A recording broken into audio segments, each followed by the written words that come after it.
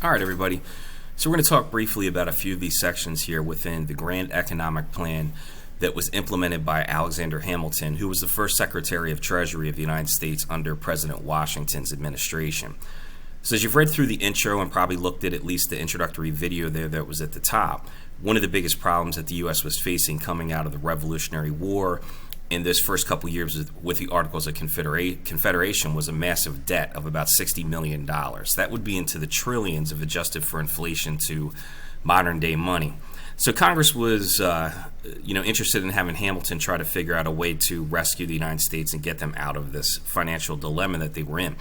So he created a three-part plan that was intended to try to stabilize the U.S. economy and get the United States on a much more stronger position all around with its money, its business, and protecting its interest overseas as well. So one of the first things that he did was he created a centralized currency. So there's two parts to this. The first thing that he did was craft a national bank, which would be operated under the federal government. It would be used to print and create one single currency throughout the United States. And it would get rid of the 13 individual state monies that have been floating around since really the colonial era. You know, we need to talk a lot more about money and economics as we get into this class, but one of the things that's important for me to get you to understand is that money is like a common language that unites a nation. And so when you had the 14 currencies, including the continental dollar, it made it very difficult for the economy to flow freely within the United States. Now that we're one nation, Hamilton sees it as important to create one money system to help regulate the economy and to also better enhance the economy so it could flow freely among the states.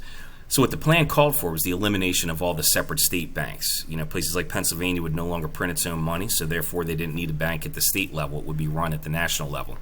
The national bank would buy all of the individual states' money from them, and it would be given to the people of the United States on an equal 1-to-1 ratio. So you would trade in one Pennsylvania dollar, you would get one U.S. dollar. You would trade in one Virginia dollar, you get a U.S. dollar. One Georgian dollar, you get a U.S. dollar. The only issue here was that some of the southern money in this exchange rate situation, because their economies were a little bit stronger, had more purchasing power. So it's a little bit complicated to explain, but basically the northerners that came from states whose economy wasn't as strong actually had their wealth increase slightly because their new U.S. dollar purchased them more than their old state dollar. Whereas some people from southern states actually lost wealth because their U.S. dollar purchased them less than what their old state dollar did. So southerners were frustrated because they felt like they were being taken advantage of at the expense of the North, that this plan just tended to favor the North more than it did the South. But that's step one, centralizing the currency. You can see the two parts of it on your screen as well.